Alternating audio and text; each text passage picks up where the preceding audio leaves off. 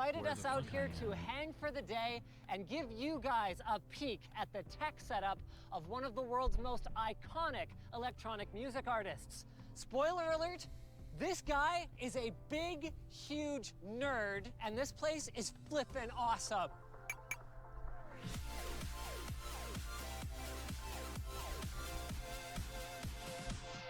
They could have at least. Never mind. Okay, now I know everybody else setting foot into this castle would start with the, taxidermy room.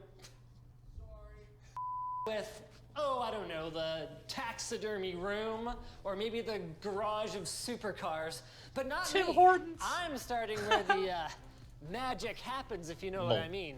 The master bedroom. And that is an entirely appropriate thing in this case, because Deadmau5 has turned it into one of the only Dolby Atmos mix studios outside of Dolby themselves. You actually need a special black box that he wouldn't tell me shit about, in addition to the 9 custom-made speakers from ATC that are perfectly positioned in the room in order to master audio in 3D space. Remember, Atmos can scale to hundreds of speakers surrounding the viewer.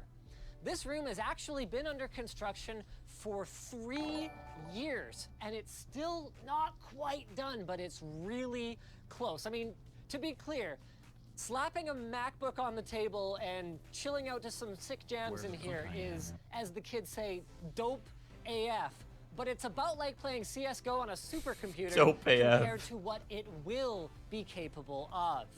And this is really cool. So this entire room is actually suspended from what used to be a vaulted ceiling. This was done for a couple of reasons. Number one, for improved acoustics, and number two, so that with access panels under the floor, the 800 cables for these patch panels here, or the bang-in, optical DisplayPort cables for the monitors that are going to be installed here, can all be run without disturbing the room's otherwise pristine aesthetic. And the gear in here is freaking unreal. So the Neve analog console in the center here would run you about $500,000 as configured.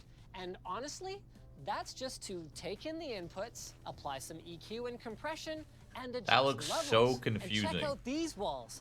On the left and what in right the hell? of the center console are different variations of what are called analog modular systems. Now, a lot of folks would produce electronic music exclusively on a computer through software these days, but you have to remember that those would be digital reproductions of what is inherently an analog thing.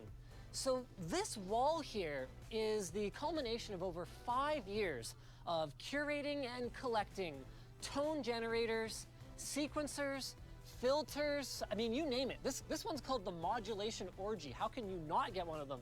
And Joel was kind enough to give us an in-person demo of how something like this works. So here's my hit, and I plug it into there, and then that's the input, and then we want to go maybe an 18 dB output for a filter. So I'm just going from one module to the other. If I just say, sure. And now I want to change the pitch of it to be like a tune, right? So this is a 1V oct, which means 1 volt per octave. I can get these little nuances of turning these analog dials and creating these sounds that subconsciously you probably know just aren't quite right, which is neat. Now he obviously What doesn't the use fuck? that for everything. I mean, it's the digital era. But from an artistic standpoint, what's great is having options. An applied voltage on a stepless dial provides, practically speaking, infinite options, which I guess leads us into why there are over a dozen synthesizers in this room. Now, to the stupid layperson, one middle C equals another middle C, but that is not the case. All of these have different tonal properties, and many of them have unbelievable stories. This Juno 106, worth about $1,500, he got for $20 at a pawn shop from some guy who didn't know what it was. This Jupiter 8 and this Prophet 10 down here, these are really, really hard to get your hands on today because they were built in the 70s using components that even if the manufacturer wanted to, they couldn't build this stuff again because that stuff's not available today. And they have this unique retro tonality that, like, for example, when they went to do Stranger Things, they had to use this equipment because we still don't have the capability to emulate what these sound like electronically. Like, these guys would have gone for a couple $100 in the 70s. Now they're worth tens of thousands of dollars. This one that folds up in a briefcase right here, this is R2-D2. I don't mean this is the same model that was R2-D2. This was R2-D2. It still works. And to say this place sounds freaking amazing would be selling it short. I mean, I only even got to listen to a couple of tracks on the stereo speakers, but my God. There's so much shit in this It is an audio listening experience the likes of which I have never come even close to. And all of that, that's just the surface level. Let's head down to the dungeon of this modern day castle. First up is the LAN center, because why wouldn't you need a LAN center in your basement? This is about as tricked out as it gets. 5 small form factor custom built machines from NVIDIA with the cases customized by PC Junkie mods to match, get this, to match Joel's cars. Every single one of them is also running a Blackmagic Micro 4K camera for game streaming, and the capture machine for his game streaming setup here is actually running under. Hey, yo, Deadmau5, can I go straight at your house? Pentagram console thing that I'm standing on, and it's hooked into their 10 gigabit home networking solution.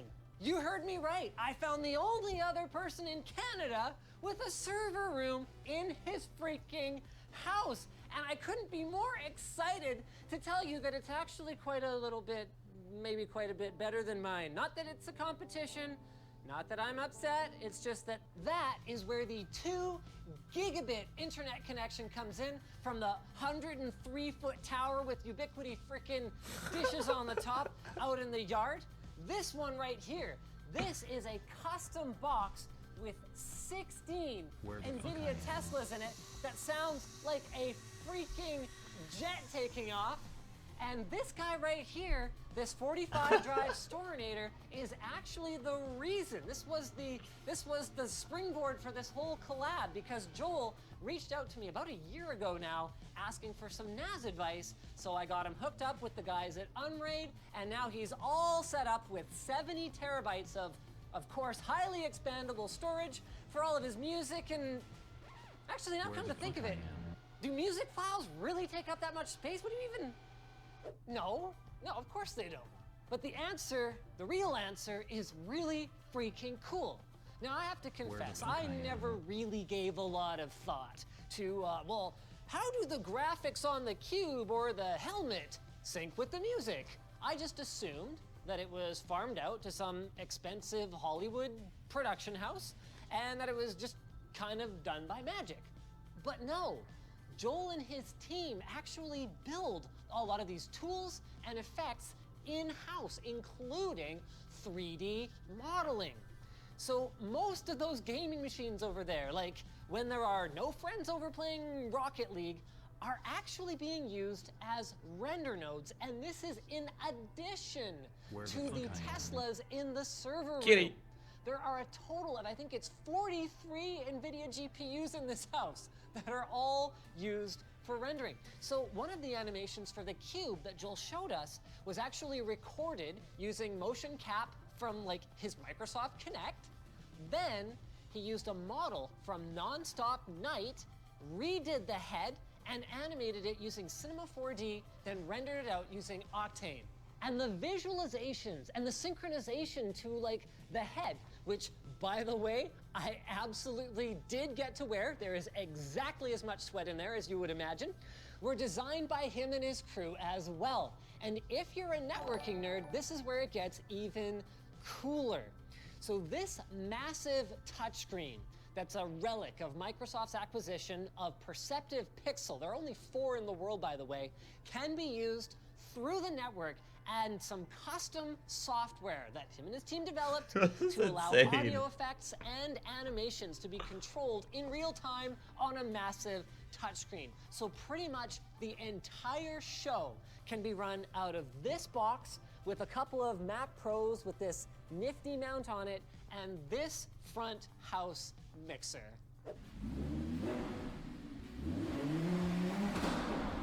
Where the fuck I am? Well, I hope that this whole thing has been at least 30% as fun for you guys as it has been for me, because that means it's been pretty fucking fun. Thank you to you guys for watching. Thank you so much to, oh, he's standing out in the driveway over there, but he's waving. I definitely had permission to do all of this. Thanks to Joel for allowing us to hang out here for the day. And I guess that's pretty much it. If you like this video, hit that like. I would love to have a house like that one day. Just saying. Where the fuck I am? So, what do I need? What do I need to get something like that? I think I need to maybe double or triple this number. Yeah. Yeah. That's crazy, dude. That's crazy. Holy fuck. Twitch Prime. Twitch Prime. Twitch Prime. You guys know what I mean. You know, Twitch Prime. Subscribe now. That's insane, dude. Where the fuck I am? Where the fuck I am? Where the fuck I am? All right, chat. You guys got to let's get the same net worth, you know? You guys subscribe to me, make my net worth go up. I buy a house like that. You know what I mean? And then I just chill. Anyway, that's fucking crazy, dude. That's crazy. That's really cool. That whole place. Where the fuck I am? For some reason, I assumed that he would have lived down here, but he's in Canada chilling. He's got his own fucking. He's got his own castle. It's crazy, man. Where the fuck I am? Anyway, is Justin not getting on? Like, what's this man doing? What's he doing? Where the fuck I am? Where the fuck